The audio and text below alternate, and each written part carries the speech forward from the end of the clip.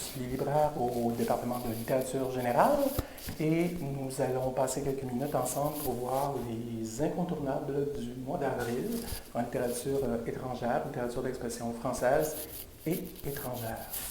On va commencer avec le nouveau roman de Delphine de Vigan, l'auteur de Nous et moi, entre autres, et qui cette fois-ci a décidé de se consacrer à un sujet on ne peut plus d'actualité, les youtubeurs, les influenceurs. Le titre du roman, Les enfants sont rois. L'histoire de parents qui décident un jour d'utiliser littéralement leurs deux enfants pour produire des vidéos sur YouTube qui vont leur procurer beaucoup d'argent. On sait que c'est un phénomène très courant maintenant, très préoccupant aussi, parce qu'on parle évidemment aussi quelque part là-dedans d'abus. On voit des vidéos d'enfants de 2 ou 3 ans faites par leurs parents qui sont mis sur YouTube. Mais lorsqu'on arrive à 9, 10, 11, 12 ans, est-ce que ces enfants-là sont vraiment libres de produire ces vidéos ou sont-ils quelque part victimes de leurs parents qui les exposent ainsi? Donc, c'est une réflexion évidemment sur les réseaux sociaux, sur tous les problèmes qui en découlent. Et Delphine de Vigan, dans ce roman, a décidé aussi d'utiliser les codes du polar, c'est-à-dire qu'à un moment donné, l'un des deux enfants est kidnappé.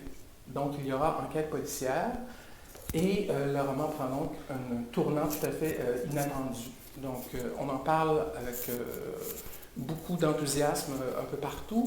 Le livre est déjà un succès, évidemment, et elle est vraiment, je dirais, sur un sujet d'importance présentement.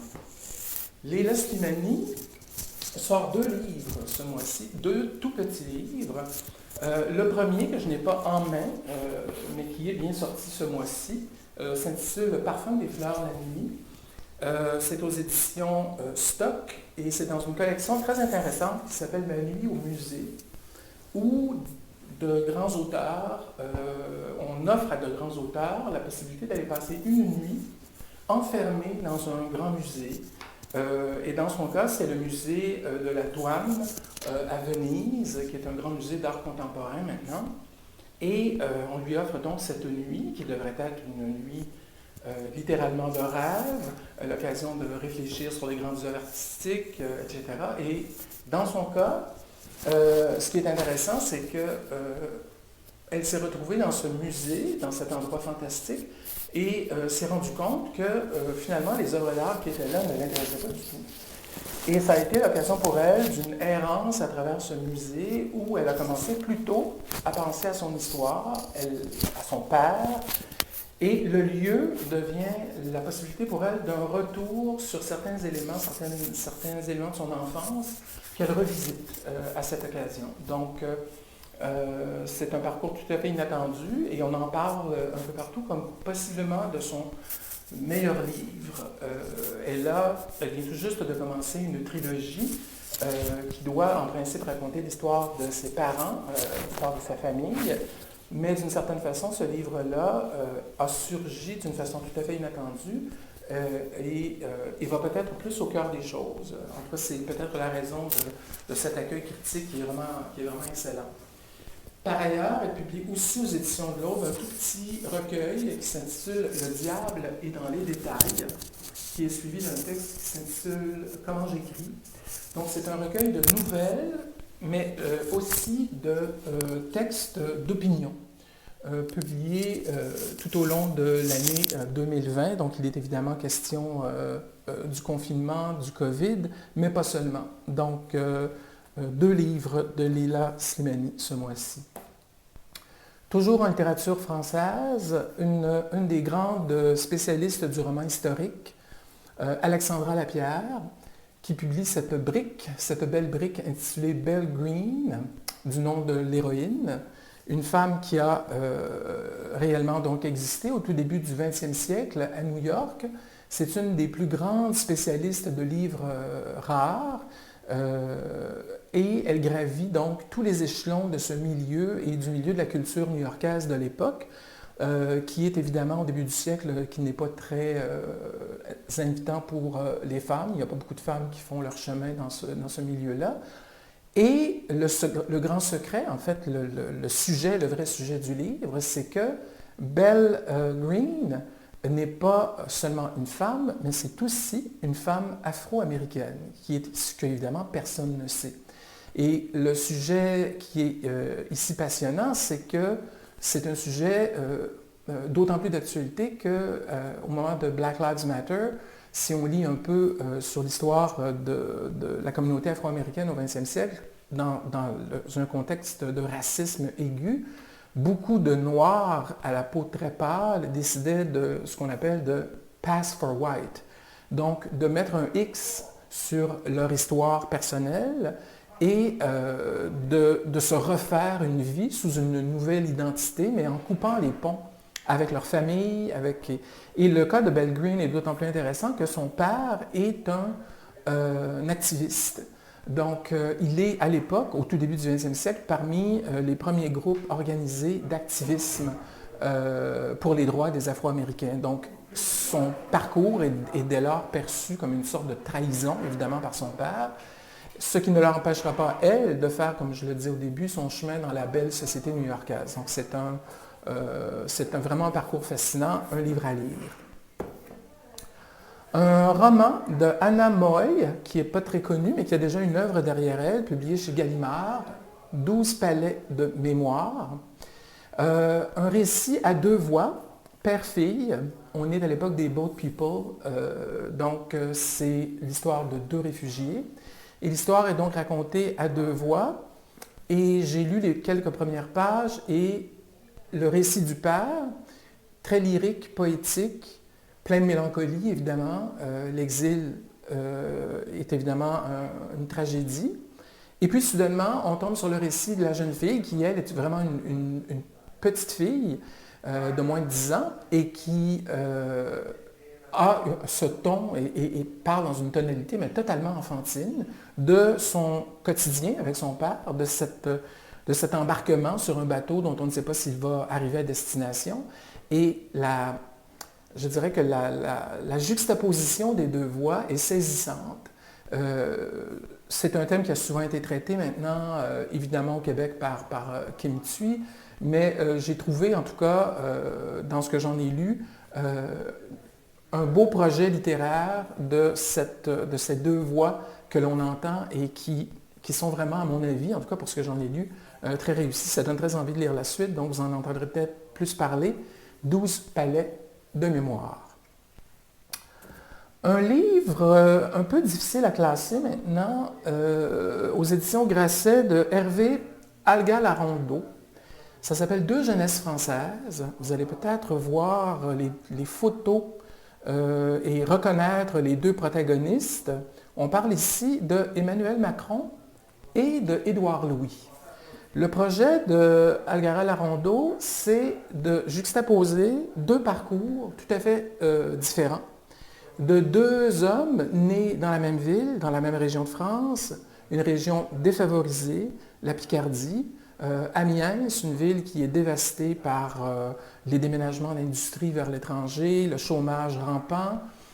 Et ces deux hommes deviennent évidemment l'un président de la France et l'autre une des superstars de la littérature actuelle, notamment dans la littérature queer, Édouard Louis. Donc on se souvient encore évidemment Pour en finir avec Eddie Bellegueule, adapté au théâtre, adapté au cinéma, ses livres suivants également. Et il en sort un tout nouveau le mois prochain, où, après avoir consacré un livre à son père, il parle maintenant de sa mère. Donc, il est toujours dans ce qu'on appelle l'autofiction.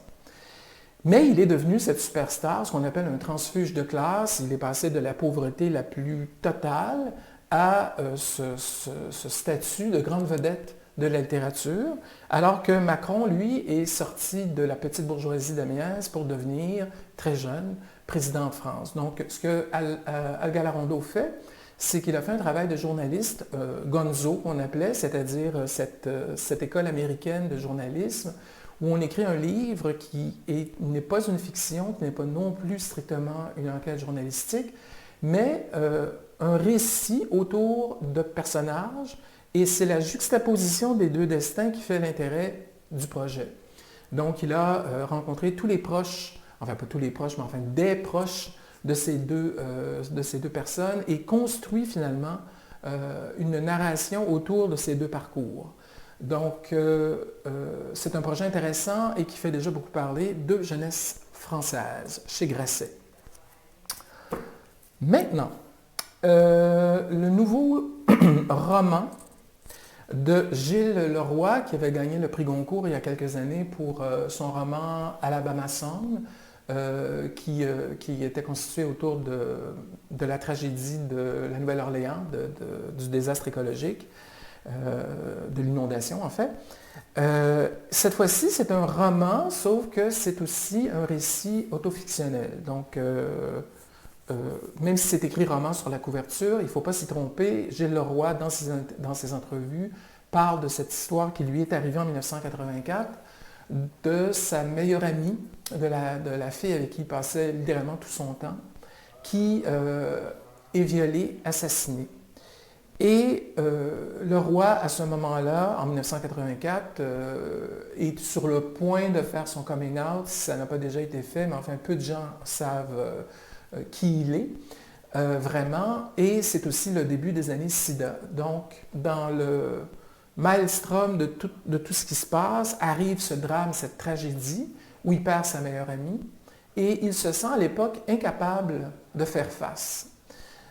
Et donc, cette histoire, il aura mis une quarantaine d'années pour être capable d'y revenir, et dans ce requiem pour la jeune amie, décide de lui rendre finalement et enfin hommage, racontant la jeunesse du début des années 80, la sienne et celle de cette fille qu'il trouvait fabuleuse et de ce destin tragiquement interrompu. Donc, une élégie pour l'ami disparu de Gilles Leroy. Et pour terminer, dans la littérature d'expression française, le nouveau roman d'Anne-Marie Gara, Humeur noire, chez Actes Sud, encore une fois, une thématique très d'actualité. En fait, le roman, la raison pour laquelle le roman existe, c'est que Anne-Marie Gara s'est rendue à une exposition au musée d'Aquitaine de la ville de Bordeaux qui était consacrée à la traite négrière. Et donc, Anne-Marie Gara s'est rendue compte que dans l'histoire de France, bien sûr on parle d'esclavage, mais l'esclavage est considéré comme un phénomène qui était extérieur au territoire français. Oui, il y avait de la traite négrière, oui, il y avait de l'esclavage dans les colonies françaises, mais pas en France. Or, ce que Gara apprend lors de cette visite, et c'est de l'information qui n'est pas apprise par exemple, les enfants à l'école, c'est qu'il y avait des lieux en France où on organisait et où il y avait des esclaves, donc, et notamment dans la ville de Bordeaux. Donc, elle consacre ce roman elle a construit un roman autour de ces faits avec des personnages qui, au XVIIe siècle, si je ne me trompe, sont en plein dans le développement de ce qui est devenu la traite négrière et qui n'a pas du tout épargné la France. Donc, un roman polémique en France présentement autour de ce sujet-là. Si on passe maintenant à la littérature d'expression non francophone, j'ai pour vous d'abord un roman que j'ai très hâte de lire parce que j'ai déjà lu les 2 premiers romans de cet auteur. On parle de Benjamin Wood, jeune romancier britannique plus que prometteur. C'est son nouveau roman qui s'intitule « Sur la route vers ailleurs » aux éditions Robert Laffont. C'est un écrivain qui, jusqu'ici, il n'a que 3 livres à son actif, c'est un écrivain qui s'occupe, qui a au cœur de ses romans le thème du trauma et comment survit-on au trauma ou comment on s'en sort, si on s'en sort. Son premier roman était extraordinaire. Si vous ne l'avez pas lu, je vous le recommande fortement. Ça s'appelle Le complexe d'Eden Bellwether. Et il était question de trauma et de musicothérapie. Et il réussissait le tour de force de faire un thriller, littéralement, avec un sujet qui ne s'y prêtait pas nécessairement et qui, en plus, nous apprenait énormément de choses. Oui, sur la façon de surmonter un trauma, mais via cette musicothérapie. Dans son deuxième roman, c'était une descente dans la folie, mais à travers la peinture.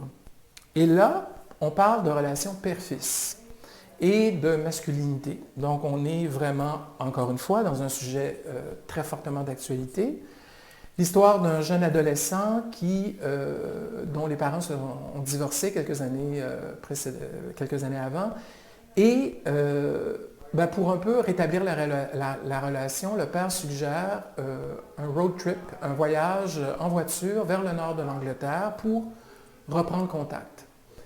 Et dès les premières pages du roman, le narrateur, donc le jeune homme qui a maintenant peut-être, on ne sait pas, une trentaine d'années, nous dit qu'il a changé de nom et que ce voyage aura été le moment de vérité. Donc, on s'imagine bien que tout ça s'est terminé dans une violence, mais une violence extrême. On sait qu'il y a là un mystère que le roman va nous révéler et que le personnage a survécu puisque c'est lui qui nous raconte l'histoire. Mais comment tout ça va se résoudre? Donc il y a encore, je dirais, presque un aspect dans la construction du livre qui donne l'impression que c'est un thriller alors que c'est un roman,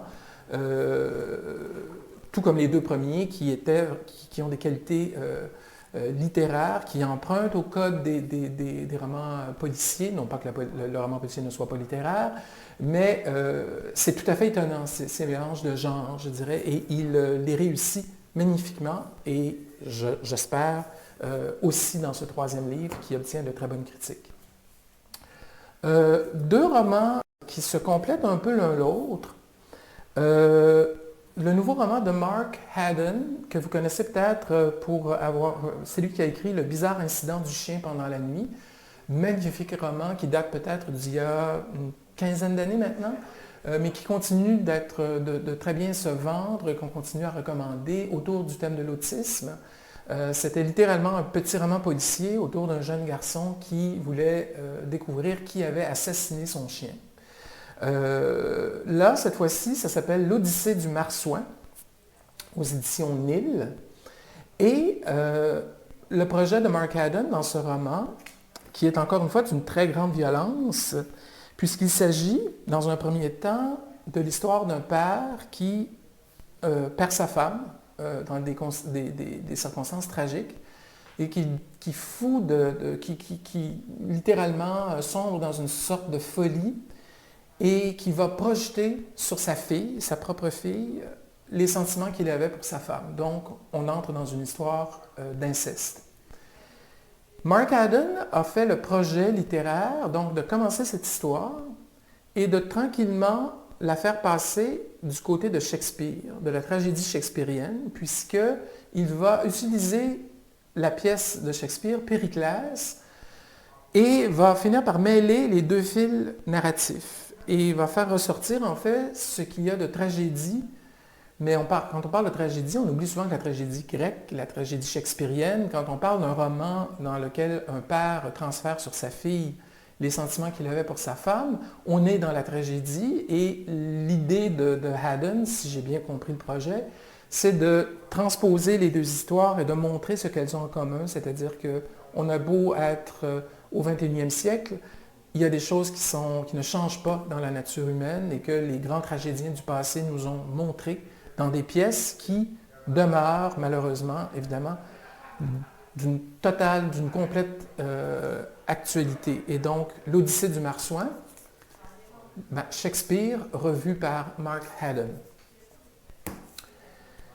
Sur une thématique semblable, mais dans un genre, cela dit, un petit peu différent, le nouveau roman de Pat Barker, qui s'intitule Le silence des vaincus, aux éditions Charleston. Pat Barker n'est pas très connue dans le monde francophone. Elle avait, dans les années 90, obtenu le Booker Prize, le Goncourt anglais, si on veut, pour un roman qui s'appelait Régénération, qui était le premier d'une trilogie consacrée à la Première Guerre mondiale, qui avait obtenu un très, très grand succès. Il a été traduit en français, mais il n'a pas obtenu le même retentissement et on l'a un peu oublié. Elle n'avait pas écrit depuis longtemps et cette fois, avec ce livre, elle a décidé, elle, de réécrire l'Iliade, carrément, en prenant la décision de raconter l'histoire, mais à travers les yeux de la reine Briséis, qui est à Troie, donc au moment de la guerre de Troie. Or, la guerre de Troie a bien sûr été racontée par Homère avec les grands héros de l'épopée, donc Achille et tous les autres.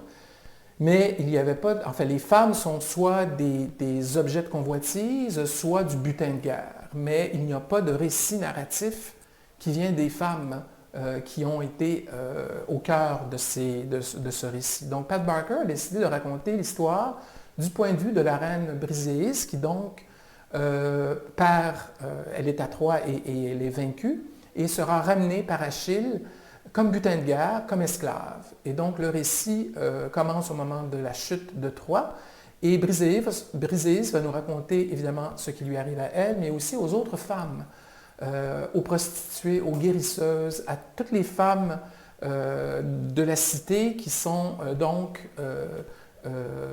ramenées par Achille. Donc une entreprise originale de Pat Barker, Le silence des vaincus.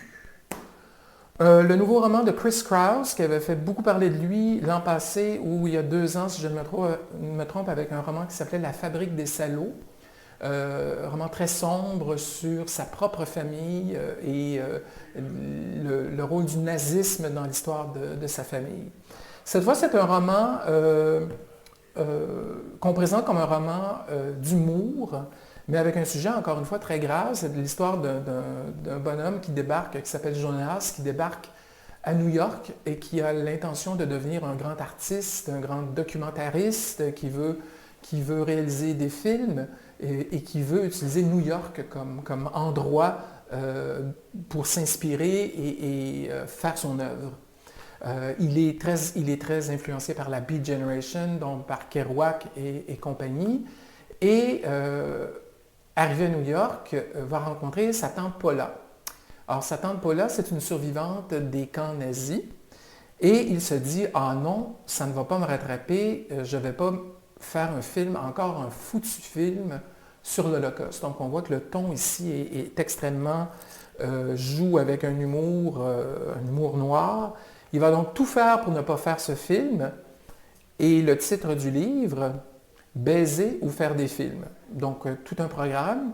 J'avoue que les bouts que j'en ai lus sont effectivement assez drôles dans cet humour un peu limite, mais c'est un roman qui est très provoquant, dirons-nous. Le nouveau roman de Imbolo Mbui, j'espère que je prononce bien son nom, qui avait eu beaucoup de succès il y a 2 ou 3 ans avec son premier roman qui s'appelait Voici venir les rêveurs chez Belfond. Toujours chez Belfond, c'est son nouveau livre, Puissions-nous vivre longtemps. Ça se passe en Afrique de l'Ouest, dans un village imaginaire, où la communauté, les membres de la communauté souffrent à tous les niveaux, au niveau de leur santé, en premier lieu, de la présence tout près du village d'une compagnie, d'un puits de pétrole exploité par une compagnie américaine. Et au fil des années, la communauté va s'organiser et tenter de lutter contre cette compagnie, faire valoir ses droits.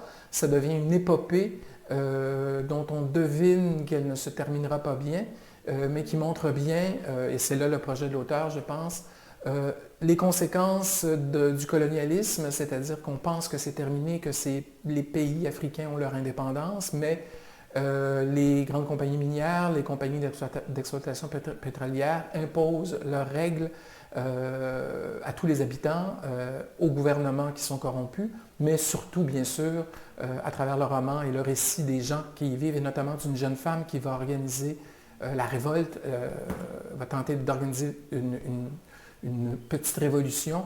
On sent que ça ne va pas bien se terminer, mais le livre nous ramène donc dans cette dure réalité. J'ai aussi le Booker Prize 2018, qui ne paraît que maintenant, d'une écrivaine, Anna Burns, un roman qui s'appelle Milkman, donc Le laitier.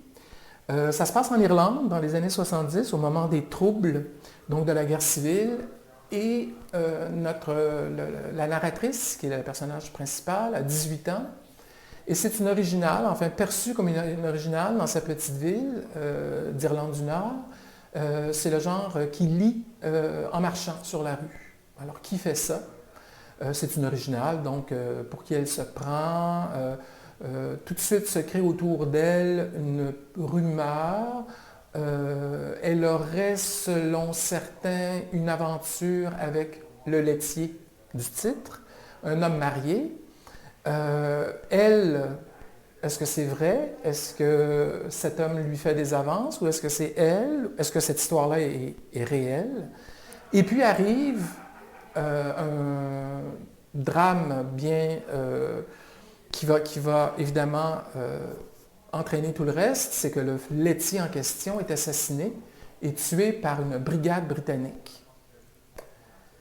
Il était donc un des meneurs de l'IRA, donc des républicains irlandais qui veulent se séparer de la Grande-Bretagne. Et donc, il y a cette histoire avec cette femme, cette jeune fille, qui va prendre des proportions parce qu'évidemment, est-ce que c'est elle qui l'a dénoncé? Donc, elle va devenir un peu bouc émissaire de tout ce qui se passe dans sa communauté, mais c'est elle qui raconte l'histoire. Donc, il y a une tonalité, j'ai lu les premières pages du roman, une tonalité qui, moi, m'intéresse beaucoup. Je trouve que la littérature contemporaine irlandaise a beaucoup de points communs avec la littérature québécoise, probablement à cause de ce passé profondément catholique. Il y a donc souvent des points de raccord, je dirais, dans ces histoires qui se passent dans des petits villages, des petites villes, où l'Église a un rôle capital. Et où, évidemment, là, il y a des velléités d'indépendance. Alors, évidemment, dans les années 60-70, on a au Québec le FLQ, la volonté d'indépendance du Québec. Donc, il y a vraiment des parallèles à faire. Et l'écriture, enfin, elle a gagné le Booker Prize avec ça, je peux le comprendre parce que c'est vraiment, ça donne très envie de lire tout ce qui vient après. Donc, Milkman de Anna Burns. Un petit livre de Milena Agus, une romancière qui a eu beaucoup de succès il y a quelques années avec un livre qui s'appelle Mal de pierre, adapté au cinéma avec Nicole Garcia et Louis Garrel l'an dernier. Et donc, écrivaine italienne, mais qui habite l'île de la Sardaigne et qui, dans une saison douce, donc aux éditions Liana Lévy, nous raconte l'arrivée de réfugiés. Donc, évidemment, ceux qui tentent de traverser la Méditerranée et qui arrivent sur les côtes de l'Adriatique ou de l'autre côté, au nord, vers la Sardaigne. Or, les gens qui voient arriver dans leur village ces réfugiés qui n'ont rien se disent eux-mêmes, mais nous, on n'a rien. On est pauvres, c'est une région d'Italie où il n'y a pas que des villégiatures, mais aussi des gens qui ont peu d'argent.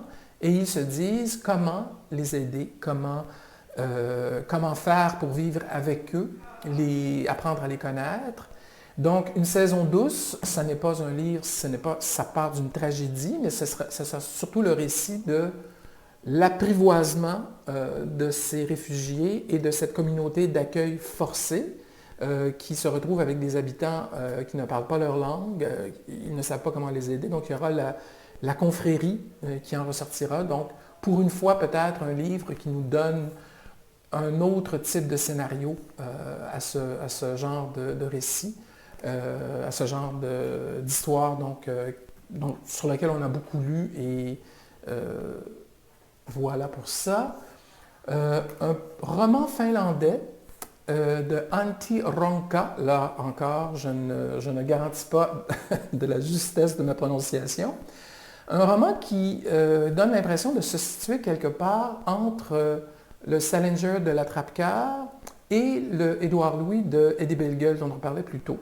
Un roman qui s'intitule Sans toucher terre, qui met en scène un ado qui a vécu toute son enfance et son adolescence une vie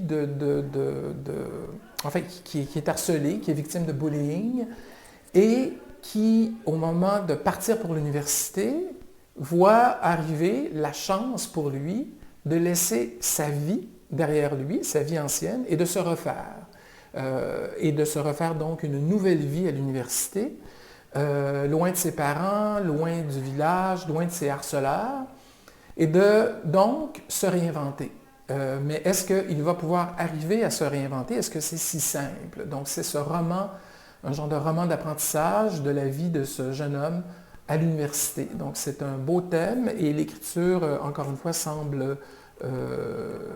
enfin moi, c'est un livre que je vais demander très certainement à pouvoir lire au grand complet, de Antti Ronka, Sans toucher terre. Et puis, un roman tout à fait inattendu de littérature saoudienne. Oui, en Arabie saoudite, il y a de la littérature, malgré tous les interdits. Il y a des écrivains et il y a celui-ci, Aziz Mohamed, qui a écrit un livre chez Actes Sud dans la collection Sinbad, qui est consacrée à la littérature d'expression arabe des écrivains du Maghreb. Le roman s'intitule « Le cas critique du dénommé K ». Le dénommé K, on peut penser à Kafka. Le roman se place sous le patronage, je dirais, d'écrivains comme Kafka, mais aussi Hemingway, Ntamsun, Tanizaki. Et c'est à la lecture du journal de Franz Kafka que le personnage du roman décide d'écrire son journal. Il est employé il travaille dans une grande tour, donc en Arabie Saoudite, dans une job qu'on appellerait maintenant, pardonnez-moi l'expression, mais c'est David Graeber qui l'a inventé dans un essai d'il y a quelques années, une shit job, c'est-à-dire un emploi dont on ne sait pas à quoi il sert. C'est un fonctionnaire, donc il ne sait pas vraiment ce qu'il fait. Il a une vie dans laquelle il ne se passe strictement rien, sauf qu'un jour, il apprend qu'il a la leucémie. Et tout ça se passe en 2012, au moment du premier COVID. Nous, on a un peu oublié ça, mais dans les pays du Moyen-Orient, en 2012, il y a eu un premier COVID qui a fait des victimes. Et donc, notre dénommé K va se retrouver à l'hôpital avec des gens qui souffrent de ça, et lui, pendant ce temps-là, lutte contre la leucémie. Et c'est là que sa vie devient enfin intéressante. C'est donc un livre, moi j'ai fait quelques recherches pour voir, parce que je me disais, est-ce qu'il est d'Arabie Saoudite, mais il habite ailleurs, parce qu'on parle d'un roman quand même assez dur sur la société saoudienne, et je me suis dit qu'il était étonnant qu'il soit paru sans être censuré en Arabie Saoudite, mais il semble qu'il ait effectivement été publié. Donc c'est assez rare pour qu'on le souligne, un roman saoudien de Aziz Mohamed. Et je terminerai avec un tout petit livre de Dorothy Allison, que vous connaissez peut-être pour un livre qui est devenu un genre de classique de la littérature. J'allais dire de la littérature jeunesse parce qu'on l'a beaucoup recommandé, et à juste titre, pour traiter les sujets comme les abus d'enfants. Ça s'appelle L'histoire de Bone, son grand classique, Bastard Out of Carolina en anglais, adapté au cinéma lui aussi. C'est une écrivaine assez rare, Dorothy Allison, et elle fait paraître ce très court texte qui s'intitule « 2 ou 3 choses dont je suis sûre » dans la collection Sorcière aux éditions Cambourakis. C'est une écrivaine queer très militante et qui écrit ici quelques titres, je dirais, quelques textes extrêmement militants, mais aussi des textes beaucoup plus personnels, dont un que j'ai lu qui est absolument magnifique, consacré à sa mère et à son amoureuse. Et elle fait les liens entre ce que ces deux femmes lui ont appris, lui ont donné, et c'est, je dirais, un genre d'hommage comme on... Enfin, moi, il y avait longtemps que j'avais lu quelque chose d'aussi troublant. C'est vraiment très, très beau. Et même s'il y a certains passages, certains textes qui sont peut-être un petit peu plus, permettez-moi l'expression, hardcore, on est quand même dans une réflexion d'une femme qui écrit peu. Elle n'a pas écrit beaucoup de livres, mais on peut dire qu'à chaque fois, on peut utiliser ce cliché. Je pense qu'on peut parler de livre coup de poing. Donc, je termine cette présentation avec un livre coup de poing de Dorothy Allison. Voilà, c'était, je dirais, les incontournables du mois d'avril en littérature générale dans la section littérature étrangère, littérature française. Et on se revoit donc le mois prochain pour d'autres incontournables. Au revoir. Bonjour, mon nom est Mike Séviano, je suis responsable de la section adulte à la librairie et aujourd'hui je vous présente les incontournables en littérature policière pour le mois d'avril. Premier titre, alors je vous présente Jeux d'été de Diane Vincent. Un roman qui semble extrêmement intéressant. Souvent, on peut penser que du côté des romancières, il peut y avoir beaucoup plus au niveau de l'enquête, au niveau de la psychologie. Un roman qui joue beaucoup avec la structure physique. Donc, une belle panoplie là, de personnages, quelque chose d'extrêmement intéressant. On est du côté d'une maison d'édition qui s'appelle Triptyque et qui va de plus en plus travailler la littérature policière. On cherche beaucoup, on explore énormément. Je crois que c'est une belle découverte pour ce qui sera de la lecture québécoise policière de ce printemps. Donc, Jeux d'été de Diane Vincent. On reste dans le québécois, irrécupérable, de l'incontournable André Marois. Il n'en est pas à ses premières armes en tant que romancier de polar. C'est un incontournable, bien sûr, il faut le suivre, il faut le lire. Il se renouvelle à toutes les fois et en même temps, il demeure toujours lui-même. Donc, lire un André Marois, c'est reconnaître le style, le ton, l'écriture, mais c'est aussi découvrir toujours une petite touche. Il se réinvente, il y a toujours quelque chose d'intéressant. Et c'est toujours extrêmement bien construit. Héliotrope nous présente vraiment une belle cuvée avec ça. C'est quelque chose, un beau millésime, on peut dire, cette année. Irrécupérable d'André Marois. On s'en va du côté un peu différent. On est du côté de Actes Sud. Chez Actes Sud, on va avoir à ce moment-là le Musée des femmes assassinées de Maria Hummel. Ça se passe du côté de Los Angeles. L'histoire est concentrée autour principalement d'une femme qui travaille dans un musée et il y a une exposition suite à, en fait, il y a une artiste qui a décidé de mettre en scène, mettre en art 10 meurtres qui se sont passés dans l'histoire des États-Unis et elle va mettre ça de l'avant. Et on retrouve dans ce contexte-là un personnage qui est parmi l'organisation. Le problème, c'est que l'artiste, au lancement, n'est pas là. Et on va se demander pourquoi et qu'est-ce qui arrive. Un beau rythme, c'est bien écrit. Actes Sud nous avait présenté beaucoup de polars qui étaient variables, on peut dire, depuis quelque temps. Ici, on a quelque chose d'extrêmement intéressant, une belle structure, belle psychologie du personnage également, qui nous permet d'un côté, bien sûr, de suivre l'histoire, suivre le trailer, qu'est-ce qui va se passer, mais en même temps, on a une belle présentation de ce qu'est ce personnage que l'on va suivre tout le long et qui vient alimenter énormément toute la structure du récit par ses inquiétudes, par son côté très naturel, je ne dirais pas banal, mais plutôt très ordinaire, dans un monde un peu fantaisiste comme peut l'être Los Angeles. Alors, le musée des femmes assassinées de Maria Hummel à lire, intéressant. Victime. Nous allons donc avoir ici Victime. Je me permets de lire Bo Svenström, de Bo Svenström, Victime, aux éditions de Noël. Un roman qui, oui, dans la vague de tout ce qui est roman policier scandinave, c'est courant. On en a plusieurs, on en a beaucoup.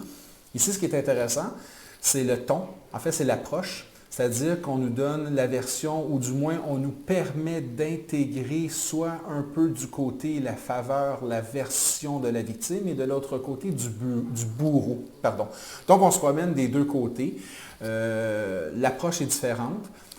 Oui, c'est du polar lourd. Oui, c'est du thriller lourd. Oui, il faut être préparé en termes de lecture parce que, bon, vous voyez, c'est quand même on est à un bon 540 pages. Donc, on a une entreprise de lecture avec ça.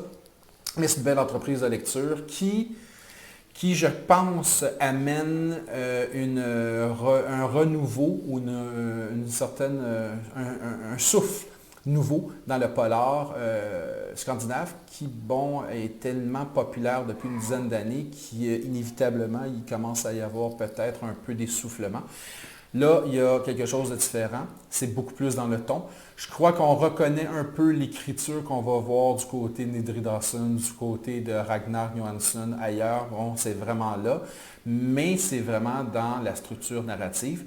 Extrêmement intéressant. Je pense que les gens vont découvrir ça et vont avoir le goût de retourner lire les autres polars scandinaves si certains n'ont pas été lus. Donc, V, Victime, en fait, le grand V, mais c'est Victime, de Bo Svenström. Dolores Redondo. Dolores Redondo, La face nord du cœur chez Gallimard. Dolores Redondo nous a donné beaucoup de romans précédemment. Son nouveau ici est extrêmement intéressant. On mélange Bayou, on mélange Pays Basque. Ça se passe en Louisiane suite à l'ouragan Katrina. Un personnage d'enquêtrice extrêmement intéressant et ça a pris 2 ans à Dolores Redondo pour écrire ce roman-là. Et je dirais que lire le roman nécessite le temps de l'écriture. Pas lire pendant 2 ans, il faut prendre le temps de le lire. Elle met beaucoup de choses en place au début. Il faut être patient. Si on est un lecteur qui veut avoir de l'action rapidement, un premier meurtre, un deuxième meurtre, et on veut vraiment avoir une pétarade d'action, là, il faut faire attention avec ça. Elle prend le temps d'installer tout ça. Et là, soudainement, ça va macérer et en plein milieu, ça éclate. Et là, le plaisir vraiment embarque. Oui, il y a un plaisir dès le début, mais pour les gens qui veulent avoir de l'action, il faut être patient. Je pense que c'est un gros incontournable de cette année. La face nord du cœur de Dolores Redondo. Très belle présentation. On continue avec ici La loi des lignes de Yu Yang Pyong, qui nous avait donné auparavant Le Jardin, que j'avais beaucoup proposé du côté des collectivités, autant au niveau du détail. C'est coréen. Présentement, il y a une vague importante d'auteurs, d'autrices coréennes en polar, en littérature policière. C'est beaucoup plus du thriller que de la littérature policière du côté des Coréens, principalement de ce côté-ci. Le Jardin, le titre précédent, était une écriture froide, minutieuse, calculée, mathématique, je dirais.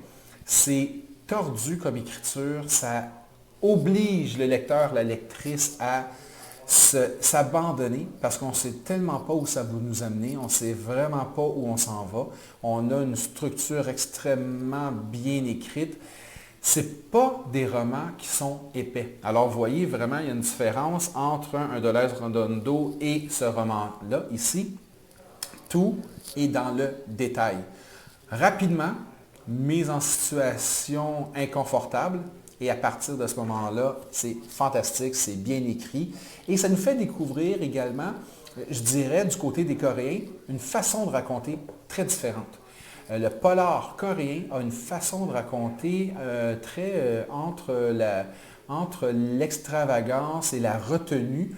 On passe d'une page à l'autre avec une variation, mais tout est fluide. Ça se lit extrêmement bien. La loi des lignes de Wi Young Pyun du côté coréen. Un autre Québécois, et là c'est intéressant, je vais m'attarder un peu plus à celui-ci, Le silence des pélicans de J.L. Blanchard aux éditions Fides. C'est le premier roman de cet auteur. Nous sommes dans un roman policier avec un enquêteur, doublé en fait de 2 enquêteurs, et on part, je dirais, avec un cliché à la base. C'est-à-dire c'est un duo d'enquêteurs qui est, bon, bien sûr, mal composé. Un vieil enquêteur bourru qui ne fonctionne plus puis qu'on voudrait littéralement mettre dehors, qu'on va joindre à un jeune qui vient de sortir de l'école et qui est beaucoup plus allumé et beaucoup plus intelligent, même on pourrait dire, que le vieil enquêteur.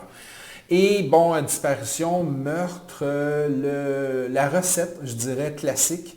Ce qui ressort de ce roman-là, c'est le traitement humoristique. Et parfois, faire de l'humour, c'est pas évident. Souvent, c'est pas évident. Dans un polar, dans un roman policier, c'est encore moins évident.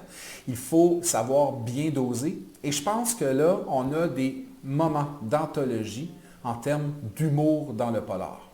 C'est bien amené, on n'en fait pas trop. L'auteur est capable de bien parsemer les moments où on va être capable de rire, mais tout en conservant le récit, tout en conservant vraiment l'essence même du titre du livre. Belle enquête. Ça, c'est intéressant. On ne demeure pas en surface. Une belle critique sociale en même temps. Et là, ça devient intéressant parce qu'on n'est pas uniquement dans un simple, je dirais, patron de meurtre et d'enquêteurs et de résolution de problèmes. Il y a une belle approche sociologique. C'est intéressant. C'est drôle. Il ne faut pas bouder notre plaisir. Le silence des pélicans de J.L. Blanchard. Je crois que dans ces temps-ci, pour le printemps, tout ça, une belle lecture, là, un beau roman policier, amusant, léger, mais bien écrit. On a ça avec nous ici. Je sais que du côté des collectivités, vous ne prenez pas souvent des formats poches, mais je me permets quand même de vous souligner 2 formats poches qui sont sortis. Peut-être que les grands formats, vous ne les aviez pas vus, peut-être pas pris. Ce serait intéressant de vérifier pour Morgane Montoriol Tacherousse, qui est un premier roman de cette autrice française. Bon, bien sûr, la France produit énormément de bons polars depuis quelque temps. Je pense qu'ici, il y a quelque chose d'extrêmement intéressant, un personnage, mais avec une belle complexité. Parfois, c'est compliqué, les personnages, mais ici, c'est une belle complexité. Ça pourrait aller chercher un plus large public. Le titre est passé un peu sous les radars lorsque le grand format est sorti. Peut-être pour le prix, peut-être parce que l'auteur était peu connu, peut-être parce qu'on n'a pas eu le temps de bien vendre ce roman-là parce qu'il est sorti en pleine pandémie, en plein confinement, il y a 1 an. C'est le temps de lui donner une chance, et plus que de lui donner une chance, de lui donner la place qu'il mérite. Tacherousse de Morgane Montoriol. Belle structure, belle écriture et beau thriller.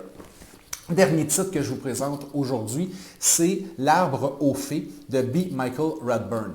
Son nouveau titre vient de sortir, vient tout juste d'arriver. C'est le titre précédent. Ça se passe en Australie. On est dans le bush australien.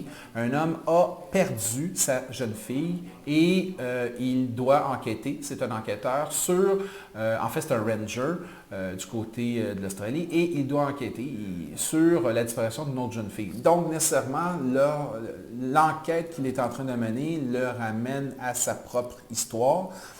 C'est un policier avec un enquêteur avec des petites touches un peu, je dirais, de fantastique.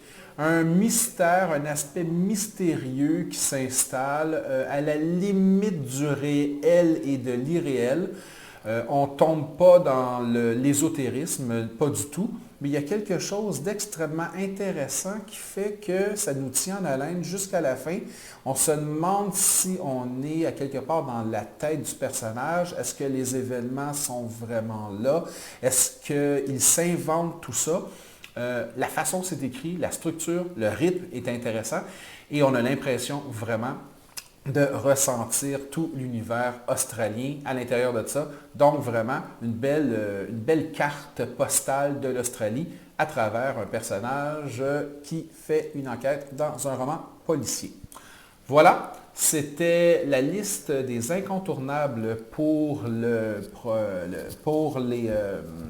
les romans policiers pour avril. On se retrouvera le mois prochain, bien sûr, le mois prochain, pour plein d'autres conseils. Merci beaucoup. Au revoir. Bonjour, mon nom est Mike Seviano, responsable de la section adulte à la librairie Monet, et je vous présente aujourd'hui les incontournables en littérature québécoise pour le mois d'avril. Je commence immédiatement avec un recueil de poésie. Un recueil de poésie anthologie de la poésie actuelle des femmes au Québec 2000-2020. Ouvrage déjà incontournable, je dirais, parce que souvent les anthologies vont chercher des poètes qui sont beaucoup plus vieux, je dirais. Là, entre 2000 et 2020, on a vraiment une belle panoplie avec une belle sélection. Je me permets de vous lire là, quelques noms. On a quand même du Roxane Nadeau, on a bien sûr du Annie Lafleur, du Catherine Lalonde, du Daphné B, du Joséphine Bacon et dans ça, Laurie Bédard, Laurence Veilleux, Maude Veilleux, Élise Turcotte.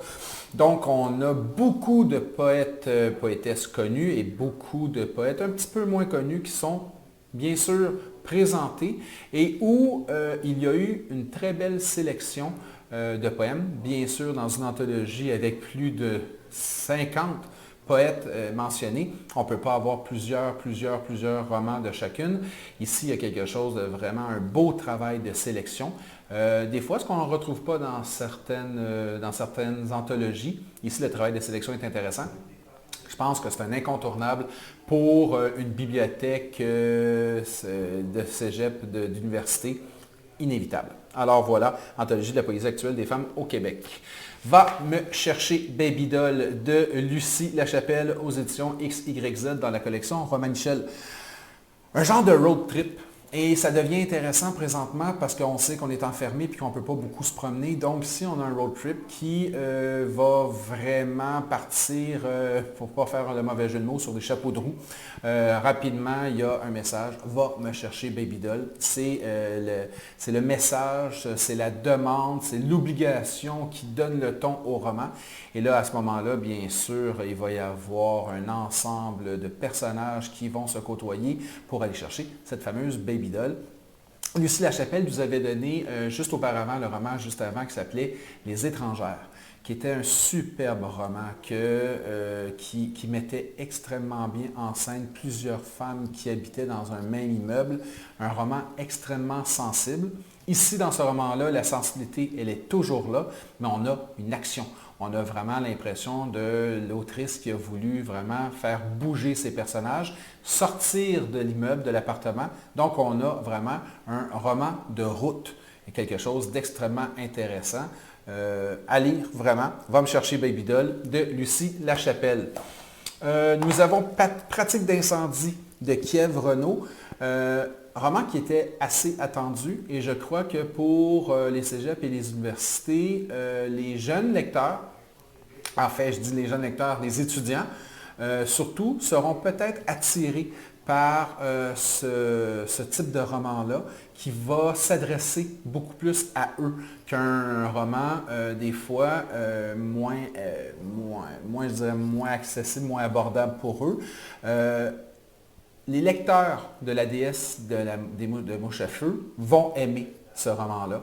C'est une adolescente qui franchit l'adolescence, littéralement, avec ses grandeurs et ses faiblesses, avec ses moments difficiles, ses moments un peu plus glorieux, on pourrait dire. Ça va aller chercher vraiment un type de lectorat très précis. Kiev Renaud, Pratique d'incendie. On est aux éditions Leméac. On a ici quelque chose d'extrêmement intéressant. Ça s'appelle Annie Moktuk et autres histoires de Norma Dunning. On est dans de la littérature autochtone. Et là où ça devient intéressant, c'est qu'on aura une chiclite autochtone. Quand j'utilise le terme chiclite, il faut faire attention, ce n'est pas un terme qui est dénigrant du tout, c'est beaucoup plus un genre de classification. Les auteurs, autrices autochtones n'étaient pas encore entrés littéralement dans cette catégorie, dans cette forme d'écriture. C'est là, c'est ici, on retrouve ça.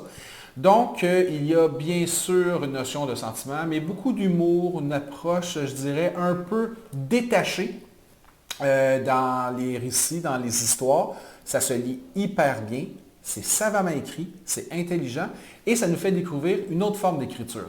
Donc, Annie Moktuk de Norma Dunning aux éditions Mémoire d'Encrier.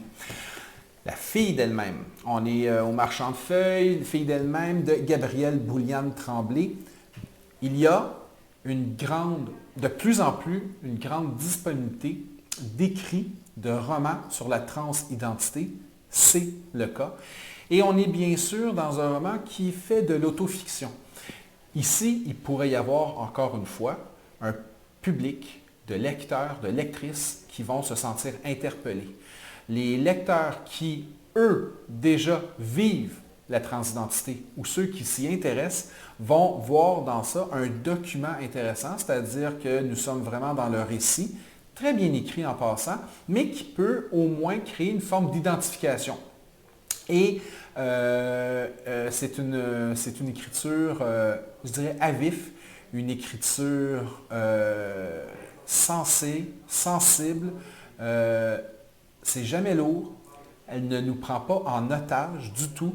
On a vraiment l'impression d'être avec elle, de l'accompagner et beaucoup de comprendre, je dirais.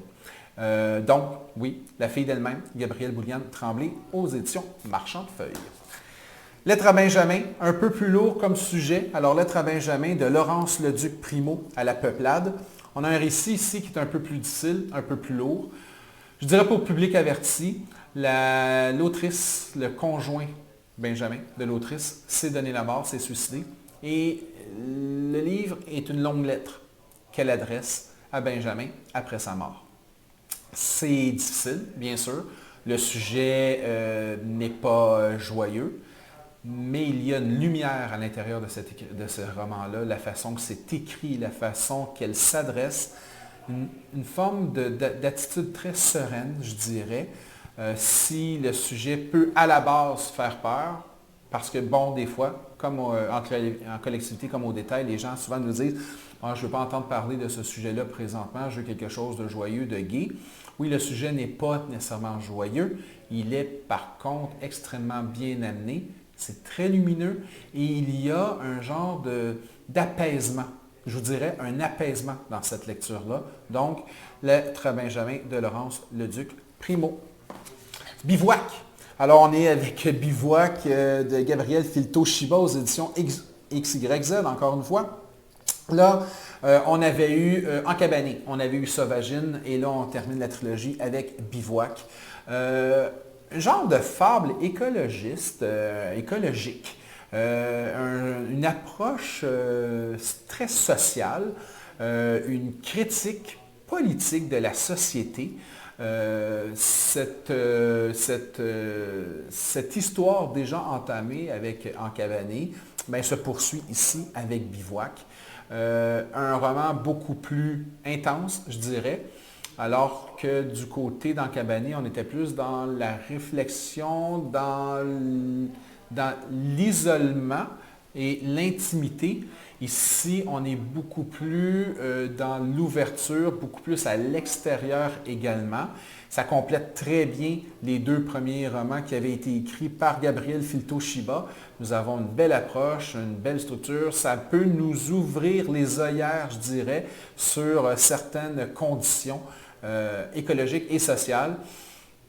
Il faut le lire, il faut clore, fermer la boucle avec Bivouac aux éditions XYZ. On parlait de chiclite tantôt, puis on fait encore attention avec l'expression chiclite, mais malgré tout, Marie Demers nous présente Leslie. Leslie qui est la suite à la base, il y avait Leslie et Coco. Là, on se retrouve avec Leslie. Marie Demers ne fait pas uniquement que du roman sentimental, justement. Une belle structure des personnages, une belle évolution des personnages et elle sait travailler la psychologie de ces personnages. Donc oui, souvent on peut avoir une relation, des fois dans certains romans, un peu en surface, elle n'est pas dans la surface. Leslie nous présente vraiment des situations qui sont extrêmement plausibles, des situations qui peuvent arriver et qui nous arrivent, et ces personnages-là s'en sortent ou pas, mais avec beaucoup, je dirais, de tendresse, mais en même temps, beaucoup de normalité. On n'est pas dans l'extravagance, on est dans la logique, le plausible, et elle réussit à nous rendre très attachants, ces personnages, et très bien développés. Alors voici Leslie de Marie Demers aux éditions Urtubise. Je passe rapidement, mais je veux en parler dans les murs de Maya Ombazik. Je veux en parler et je me permets de vous lire un peu. Alors, la triple Odyssée de l'or la mènera de Trieste à Istanbul, d'Istanbul à Beyrouth, de Beyrouth à Sarajevo. on était avec Va me chercher Baby Doll dans le road roman, on pourrait dire, le roman de route. Bien, ici, c'est vraiment le roman de voyage. Un voyage un peu forcé parce qu'on est dans la quête familiale, donc inévitablement, on va peut-être sortir des trucs, des secrets cachés, tout ça, mais surtout, c'est extrêmement déroutant. Et vraiment, le terme déroutant est là parce que l'autrice nous amène partout, nous fait vivre des émotions partout. On voyage, encore une fois, c'est difficile de voyager de nos jours, ça nous permet de voyager. Attention, ce n'est pas un voyage de carte postale, c'est un voyage, bien sûr, physique, mais un voyage intérieur où ben, la confrontation familiale est à l'honneur et mise directement de l'avant dans les murs de Maria Ambazic chez VLB Éditeur, extrêmement intéressant. Autre titre qui nous intéresse ici, nous sommes avec Créature primordiale de Tassia Trifiatis-Tesgel. L'exercice déjà pour le nom est là. Je l'ai réussi, merci. Encore une fois ici, un roman de route, un roman de déplacement, un roman d'exil. On s'aperçoit que pendant longtemps, la littérature québécoise a été enfermée, a été isolée, s'est enfermée en dedans. Là, ici, on s'exile, on sort de plus en plus. Les sorties littéraires de cette saison, je dirais, déjà s'était entamé du côté de l'automne, mais déjà du côté de janvier, ça paraît énormément cet hiver.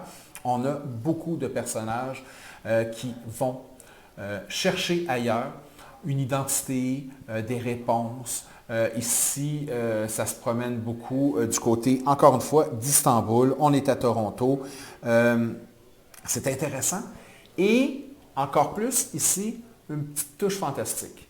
Un petit quelque chose qui fait que ces déplacements-là sont habités, mus, animés, d'une petite touche un peu réaliste, magique, je dirais. L'autrice manipule bien le texte, les mots.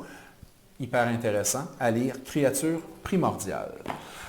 Nous avons en littérature canadienne L'Hôtel de Verre d'Emily St. John Mandel, celle qui nous avait donné le Station Eleven auparavant.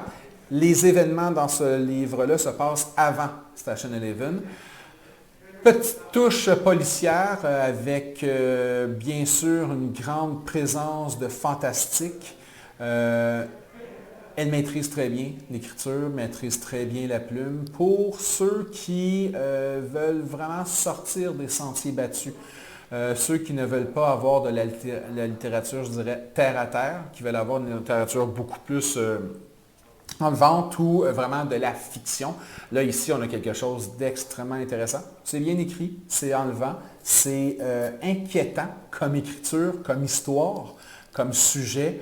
Alors à ce moment-là, vraiment un message dans un hôtel qui est laissé et vous voyez, si vous avaliez du verre brisé.